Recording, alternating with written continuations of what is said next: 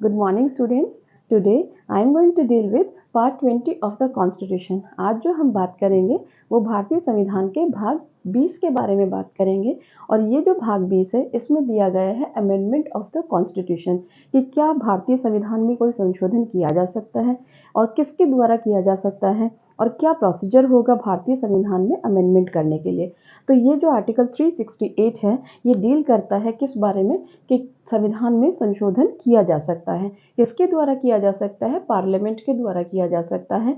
और अमेंडमेंट में जो है क्या इंक्लूड है कि कोई भी एडिशन, कोई भी वेरिएशन, कोई भी रिपील, कोई भी इसमें हम क्या कर सकते हैं, कुछ ऐड कर सकते हैं संविधान में और कुछ वेरिएशन कर सकते हैं, उसमें चेंज ला सकते हैं किसी भी प्रोविज़न में और रिपील भी किया जा सकता है संविधान का कोई भी प्रोविज़न। किसके थ्रू? इस प्रोसीजर के थ्रू ही। पार्लियामेंट जो है वो ये जो प्रक्रिया दी है यहाँ 368 में, इसके थ्रू ही क्या कर सकती है, इसमें संविधान में संशोधन कर सकती है।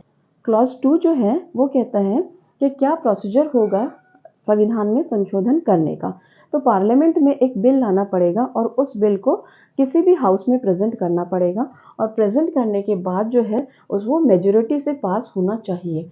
और 2/3 जो मेजोरिटी है उसकी भी यहाँ बात की है कि प्रेजेंट एंड वोटिंग ये भी एसेंशियल है, तभी ये जो बिल है वो पास समझा जाएगा। और जो प्रेसिडेंट जो है उसकी एक्सेंट के लिए फिर उसको सेंड किया जाएगा।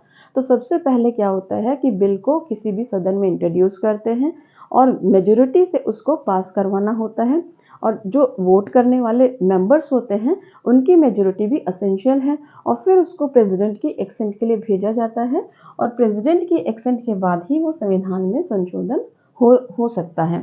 प्रोविजो क्या कहता है कि क्या प्रक्रिया है, ये जो प्रक्रिया दी गई है इस 368 में ये 2 टाइप्स की दी है। एक तो स्पेशल मेजोरिटी जो अभी बताई है और दूसरी जो दी है वो हाफ ऑफ द स्टेट्स वाली बात की गई है कि जो आधे राज्य हैं भारत के, जो आधे राज्य हैं उनकी एक्सेंट बहुत ज़रूरी है।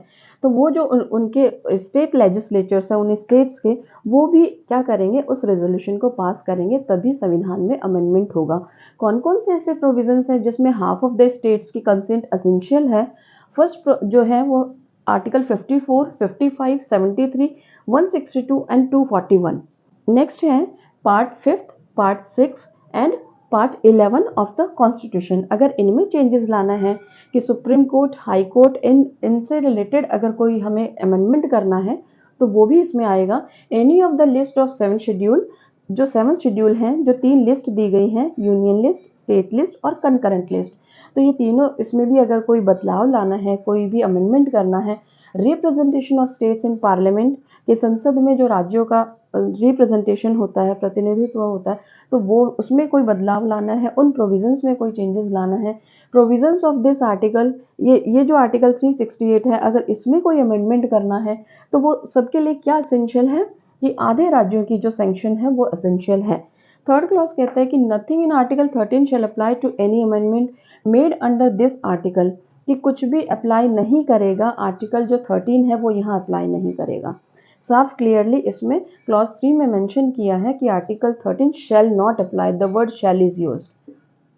नेक्स्ट इज फोर्थ क्या कहते हैं, this amendment shall not be called in question, कि ये जो भारतीय संविधान में अगर कोई संसद द्वारा संशोधन किया जाता है तो उस पर कोई भी क्वेश्चन नहीं उठाया जाएगा, किसी भी न्यायालय में, किसी भी कोर्ट में चैलेंज नहीं किया जाएगा अगर पार्लियामेंट कोई संशोधन करती है। फिफ्थ क्लॉज कहते हैं no limitation on the amending power of the parliament, कि पार्लियामेंट की जो अमेंडिंग पावर है उस पर कोई लिमिटेशन ही नहीं है। It means this power is absolute, कि ये जो क्लॉज है इसने पार्लियामेंट को बहुत ज़्यादा शक्तिशाली बना दिया था। तो इस वजह से ये जो केशवानंदा भारती का केस यूनियन ऑफ इंडिया, जब इसमें सुप्रीम कोर्ट में चैलेंज हुआ कि पार्लियामेंट किसी भी उसमें अमेंडमेंट कर सकती है तो वो कंप्लीट कॉन्स्टिट्यूशन को ही चेंज कर देगी, तो इस वजह से फिर इसको बहुत सारे केस लॉज आए सुप्रीम कोर्ट में और ये सारे के सारे लीडिंग केसेस हैं। तो Keshavananda Bharati versus union of India जो लीडिंग केस है 1973 का, ये अक्सर एग्जाम में पूछा जाता है कौन से ईयर का केस है ये। इस केस में क्या क्वेश्चन अराइज हुआ था कि क्या मूल अधिकारों में whether of fundamental rights can be amended, क्या हमारे मूल अधिकारों में संशोधन किया जा सकता है। तो इसमें डिसाइड हुआ था कि संशोधन तो किया जा सकता है बट हमारा बेसिक स्ट्रक्चर जो है वो नष्ट नहीं होना चाहिए। केशवानंदा भारती के केस से पहले ये दो केस लॉस भी आए थे, शंकरी प्रसाद और सज्जन सिंह का केस। ये 1951 का है और ये जो सज्जन सिंह का केस है ये 1965 का है। तो ये फर्स्ट अमेंडमेंट को चैलेंज किया गया था शंकरी प्रसाद के केस में और 17th अमेंडमेंट को चैलेंज किया गया था सज्जन सिंह के केस में। लेकिन इन दोनों ही केसेस में डिसाइड किया हुआ था कि जो हमारे फंडामेंटल राइट्स हैं उनमें चेंजेस किया जा सकता है, अमेंडमेंट किया जा सकता है पार्लियामेंट द्वारा। बट 1971 में फिर से ये क्वेश्चन अराइज हुआ और Golaknath versus state of Punjab में इस सुप्रीम कोर्ट ने डिसाइड किया कि पार्लियामेंट जो है वो मूल अधिकारों में संशोधन नहीं कर सकती है। तो ये कंट्रोवर्सी डिसीजन आ गए थे इन केसेस में। उसके बाद 1973 में केशवानंदा भारती का केस आया था और बेसिक स्ट्रक्चर की जो थ्योरी है वो दी गई थी कि अमेंडमेंट किया जा सकता है फंडामेंटल राइट्स में, बट जो हमारा मूल ढांचा है संविधान का वो नष्ट नहीं होना चाहिए। और ये जो मिनर्वा मिल्स का केस है इसमें क्या डिसाइड हुआ था कि जो मूल ढांचा है संविधान का वो क्या है। तो ये इसमें लिस्ट बताई थी कि मूल ढांचे में क्या क्या आ सकता है। हमारे फंडामेंटल राइट्स जो है मूल अधिकार वो हमारे मूल ढांचे में आते हैं। हमारे जो डीपीएसपी हैं directive principles of state policy वो हमारे मूल अधिकार में आते हैं। और जो जुडिशियल रिव्यू पावर है वो भी हमारा बेसिक स्ट्रक्चर है। और जो सेकुलरिज्म है वो भी बेसिक स्ट्रक्चर है। तो बहुत सारे ऐसे यहाँ लिस्ट बताई थी कि क्या क्या हमारे बेसिक स्ट्रक्चर जो है कॉन्स्टिट्यूशन का हो सकता है, वो नष्ट नहीं होना चाहिए।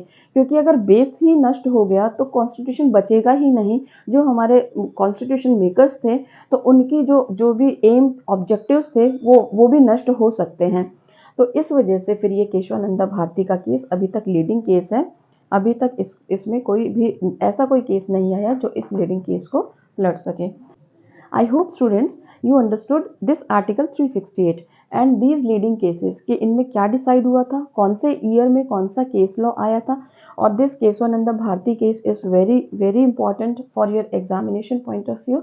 और इसमें ये जो प्रक्रिया है कि स्पेशल मेजोरिटी क्या होती है और ये ratification half of the states क्या होता है ये भी पूछा जाता है। पार्ट 20 भी पूछ लेते हैं कि जो संविधान में संशोधन किया जा सकता है कौन से पार्ट में इसका प्रोसीजर दिया गया है।